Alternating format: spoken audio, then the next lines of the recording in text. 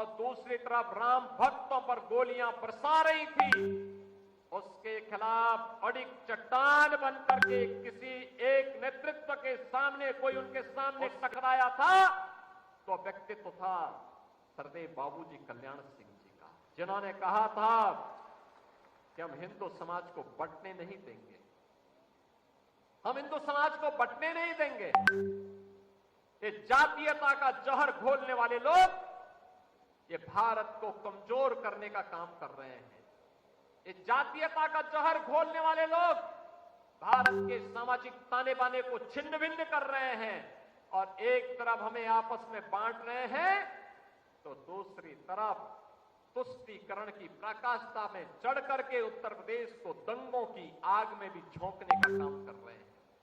और बहनों और भाइयों, 2 नवंबर और 30 अक्टूबर 1990 की तिथि भारत के इतिहास में उसी काले अध्याय के रूप में लिखी जाएगी जब अयोध्या में निर्ममता पूर्वक राम भक्तों का लहू बहाया गया था। उसके खिलाफ भी आवाज मुखर की थी सरदेव बाबूजी ने। बहनों और भाइयों, वही स्थिति जब 2002 उसके ठीक 2 वर्ष के बाद 6 दिसंबर 1992 को समय आया, केंद्र की सरकार का दबाव था कि अयोध्या में राम भक्तों पर कारसेवक पर गोली चलाई जाए। बाबूजी ने कहा नहीं, हरगिज नहीं, राम भक्तों पर गोली नहीं चलाएंगे। सरकार चाहे तो हमारी केंद्र की सरकार चाहे तो मेरी सरकार को बर्खास्त कर सकते हैं और अगर चाहे तो मैं तैयार हूं, हमारा संकल्प पूरा हुआ, मैं अपने पद से इस्तीफा देने जा रहा हूं। और बहनों और भाइयों, मुख्यमंत्री पद को ठुकरा करके उन्होंने अपना रास्ता संघर्ष का चुना।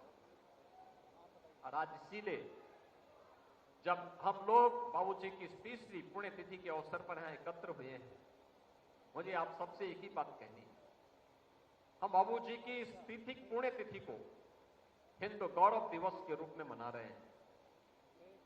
हमें हिंदू एकता के महत्व को समझना पड़ेगा। हिंदू कोई जाति नहीं है, मत और मजहब नहीं है, यह किसी संकीर्ण दायरे का माध्यम नहीं है, यह भारत की सुरक्षा की गारंटी है, यह भारत की एकता और भारत की एकात्मता की गारंटी है। याद रखना, जब तक भारत का मूल सनातन हिंदू समाज मजबूत है, भारत की एकता और अखंडता को दुनिया की कोई ताकत चुनौती नहीं दे सकती। लेकिन जिस दिन ये एकता खंडित होगी, उस दिन भारत को फिरके में बांटने की विदेशी साजिशें सफल होती हुई दिखाई देंगी। हमें इन साजिशों को सफल नहीं होने देना है, कतई नहीं होने देना है। आज की सबसे बड़ी आवश्यकता है, जो लोग आपको बांटने का काम कर रहे हैं, इनके चेहरे अलग हैं, इनकी चाल अलग है, इनका चरित्र अलग है।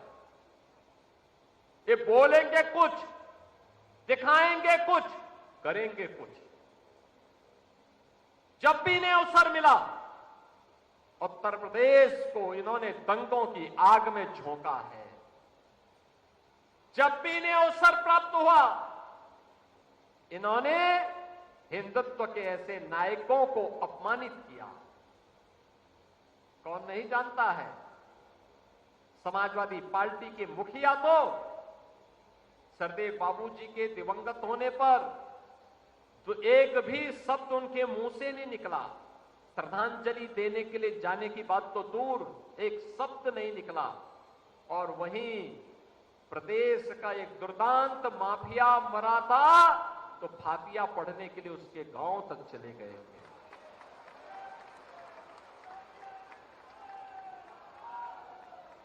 क्या यही पीडीए है?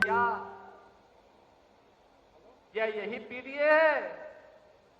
इस सकल हिंदू समाज के लिए जिनका जीवन समर्पित था, ऐसे सरदेव बाबूजी के दिवंगत होने पर श्रद्धांजलि देने की बात तो दूर, श्रद्धांजलि देने की बात तो दूर, एक शब्द उनके मुंह से संवेदना के लिए नहीं निकले। सरकार से नहीं बात करते? राजू भैया से बोल करके संवेदना व्यक्त कर सकते थे, क्योंकि सरदेव बाबूजी तो राज्यपाल भी थे, 2-2 राज्यों के राज्यपाल रह चुके थे, प्रदेश के 2-2 बार मुख्यमंत्री रह चुके थे, प्रदेश में मंत्री रह चुके थे, 10 बार विधायक रह चुके थे, 2 बार सांसद रह चुके थे, लेकिन एक भी शब्द नहीं निकला। और सैकड़ों हिंदुओं की खून से जिसके हाथ रंगे हुए थे, ऐसे दुर्दांत माफिया के मरने पर ऐसे मातम मना रहे थे जैसे इनका कोई सगा चला गया हो। बहनों और भाइयों, ये पीडीए का वास्तविक चरित्र है, और इसका वास्तविक चरित्र देखना है तो अयोध्या में एक निषाद बालिका के साथ जो घटना घटित हुई, कन्नौज में जो घटना घटित हुई, लखनऊ में जो कुछ घटित हुआ, यही इनका वास्तविक चरित्र है, यही इनका चेहरा है, यही इनका चेहरा है। ये लोग बोलेंगे क्या, करेंगे क्या और दिखेगा क्या, इसमें जब तक हम फर्क महसूस नहीं करेंगे और जब तक इसका एकजुट होकर के मुकाबला नहीं करेंगे, ये लोग प्रदेश की जनता को ऐसे ही बेवकूफ बनाते रहेंगे, ऐसे ही छलते रहेंगे।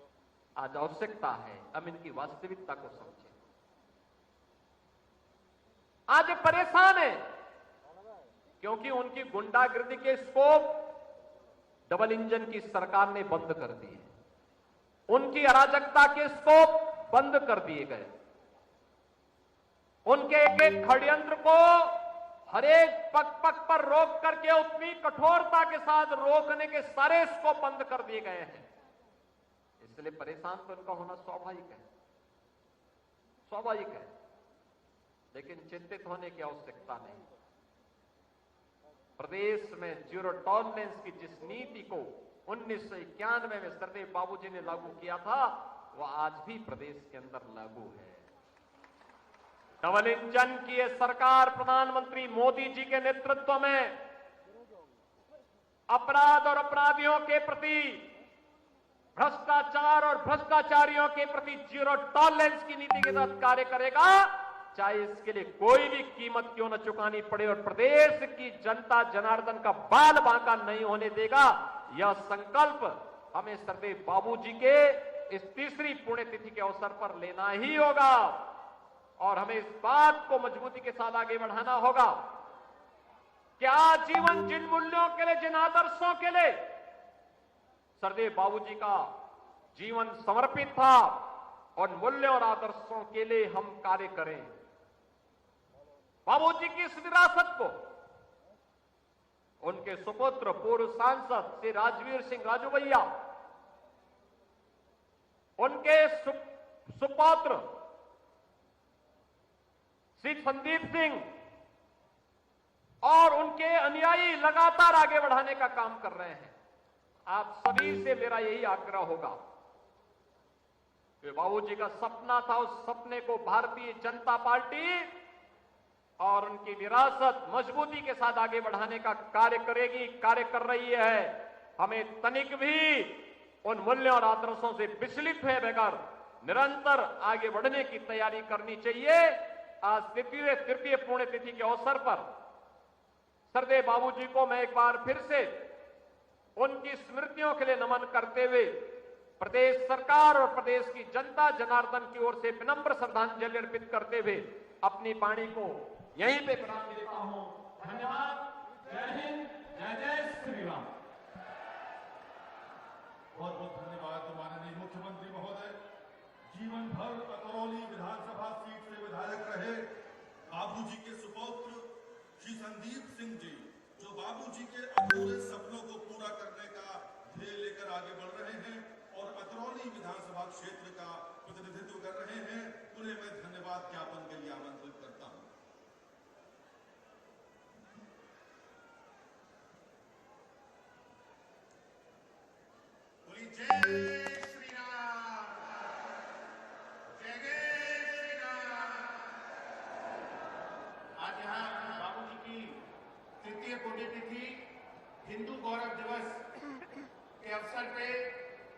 हम सब के बीच में यहाँ पे माननीय मुख्यमंत्री जी आज के इस कार्यक्रम के मुख्य अतिथि के रूप में उपस्थित रहे। ऐसे हमारे उत्तर प्रदेश के माननीय मुख्यमंत्री आदरणीय श्री योगी आदित्यनाथ जी, हमारे उत्तर प्रदेश के उप मुख्यमंत्री जो है श्री केशव प्रसाद मौर्य जी, आदरणीय श्री ब्रजेश पाठक जी, हमारे उत्तर प्रदेश के यशस्वी प्रदेश अध्यक्ष आदरणीय श्री भूपेन्द्र चौधरी जी, हमारे उत्तर प्रदेश के पूर्व माननीय उप मुख्यमंत्री एवं राज्यसभा सांसद आदरणीय श्री दिनेश शर्मा जी, सम्मानित मंच पर उपस्थित सभी प्रदेश सरकार के माननीय मंत्रीगण, केंद्र सरकार के माननीय मंत्री आदरणीय श्री BL वर्मा जी, सभी लोग आज यहाँ पे बाबूजी की इस तृतीय पुण्यतिथि में हिंदू गौरव दिवस के इस कार्यक्रम को बाबूजी के प्रति श्रद्धा सुमन अर्पित करने के लिए सभी लोग यहाँ पर एकत्रित हुए। आज उनके उद्बोधन से मैं वाकई में कहना चाहता हूँ कि आप सभी महानुभाव के उद्बोधन से, आपके शब्दों से जो बाबूजी का जीवन था, बाबूजी का जो पूरे जीवन का संघर्ष था, वो सारी चीजें हम लोगों के सामने आज पुनः जीवंत हो गई हैं। मैं अपने हृदय से आप सभी लोग इतनी विशाल संख्या में प्रदेश भर से आज बाबूजी के प्रति श्रद्धा सुमन अर्पित करने के लिए आप सभी सम्मानित जन, प्रदेश की सम्मानित जनता, आप सभी लोग यहाँ पे एकत्रित हुए हैं। अपने हृदय से सभी लोगों का मैं आज इस कार्यक्रम को एक भव्य रूप देने में और इस कार्यक्रम से एक ऐसा संदेश देने में हम सब लोग आज यहाँ से जो हमने संदेश दिया है कि हिंदू वो नाम है जो अपने अंदर पूरे संसार को समाहित कर लेता है। हिंदू वो नाम है। इस संदेश को हमने आज पूरे प्रदेश में और देश में भेजने का काम किया है। मैं आप सभी का अपने हृदय से आभार व्यक्त करना चाहता हूं कि आप सब लोग आज यहाँ पे उपस्थित हुए। बाबूजी के प्रति आप सभी लोगों ने श्रद्धा सुमन अर्पित करी। एक बार पुनः अपने हृदय से उत्तर प्रदेश के